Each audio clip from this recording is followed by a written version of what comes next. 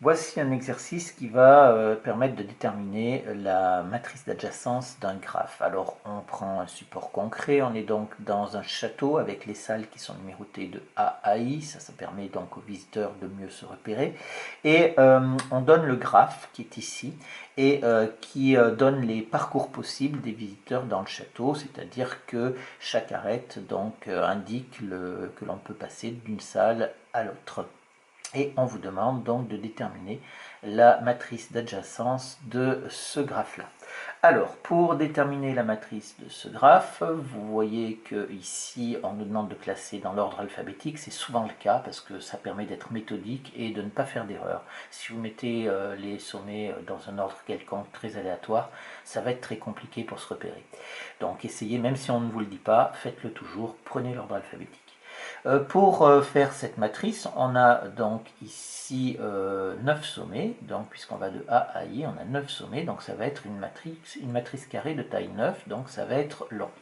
Ce que je vous conseille, c'est de marquer, vous voyez, je l'ai préparé ici, vous mettez donc tous les points, les sommets du graphe dans l'ordre, en vertical et en horizontal, et la matrice d'adjacence, donc c'est les liaisons que l'on peut avoir. Alors, on part du point A, et ici, on va regarder un peu à quoi est lié le point A. Il est lié au point I, au point B et au point D. Donc ça veut dire que je vais avoir le 1 sur le A, D et 1 sur le I. Une fois que j'ai mis les 1, bien entendu, partout ailleurs, c'est des zéros. Donc ici, on a des zéros là. À partir du point B, le point B, il est relié au point A, il est relié au point C, et il est relié aussi au point E, donc ici. C'est simple parce que vous l'avez marqué, vous voyez, et vous avez tout ce qu'il faut. Et donc vous complétez le reste puisqu'il n'y a pas d'arête, donc ça nous fait 0. Si je regarde le point C il est là, il est uniquement relié au point B, donc on a 1 ici et des 0 partout ailleurs.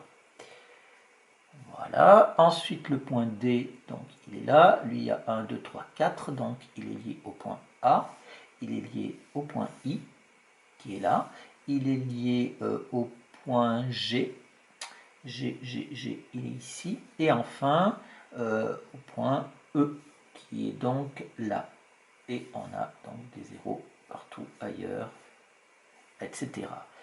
Pour le point E, c'est pareil, il est ici, on a 1, 2, 3, 4, donc le point E il est relié au point D, au point B, au point H et au point F.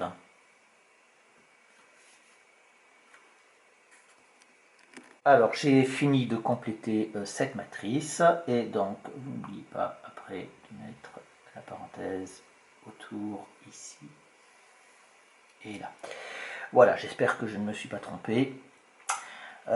Passons maintenant à la lecture de la matrice. Vous voyez, attention, il faut être extrêmement méthodique sur une matrice qui est longue comme ça, qui est grande comme ça. Il faut rester concentré assez longtemps pour ne pas oublier une arête.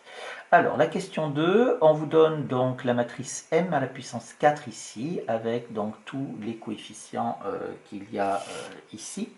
Et on vous dit combien y a-t-il de chaînes qui en 4 étapes partent de E et reviennent à E. Donc ici on reprend le cours en disant que les coefficients de la matrice m à la puissance 4, eh bien ils donnent quoi? Ils donnent le nombre de chaînes, possibles en 4 étapes. Ça c'est toujours en fait le degré de la matrice donne le nombre des étapes, permettant de relier une salle à l'autre.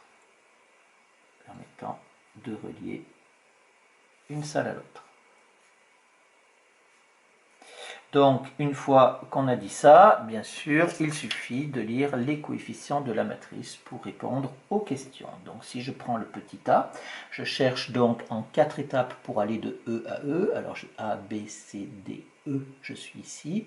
A, B, C, D, E, je suis là. Donc, je suis à 28. Donc, ici, il y a 28 chaînes en 4 étapes Alors fermées de E à E, c'est des chaînes fermées ici puisque on part de E et on va à E, de E à E, en 4 étapes. Donc il n'y a pas de souci. Pour le petit b, on vous demande quoi? C'est combien y a-t-il de chaînes qui partent de C pour arriver à I. Donc on part de C, on est donc A, B, C, on est à la troisième ligne.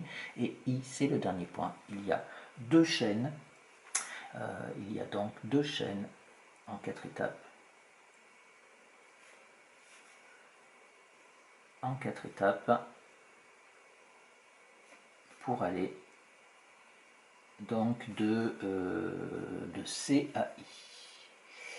Et alors à la fin, on nous dit la dernière question, est-il toujours possible de joindre en 4 étapes deux salles quelconques? Et on nous demande bien sûr la justification. Alors en fait, on nous demande est-ce qu'il y a des chaînes? Et quand on regarde la matrice ici, eh bien on voit que quel que soit l'endroit où on est dans la matrice, tous les coefficients sont non nuls. Ça veut dire qu'on aura toujours une chaîne en 4 étapes pour aller d'une pièce à une autre. Si ce n'était pas le cas, il y aurait certains coefficients qui seraient nuls, qui seraient égaux à 0. Donc ici, on va dire oui, car aucun coefficient de M4 n'est nul. Et donc, il y aura toujours une chaîne à 4 étapes pour aller d'une salle à une autre.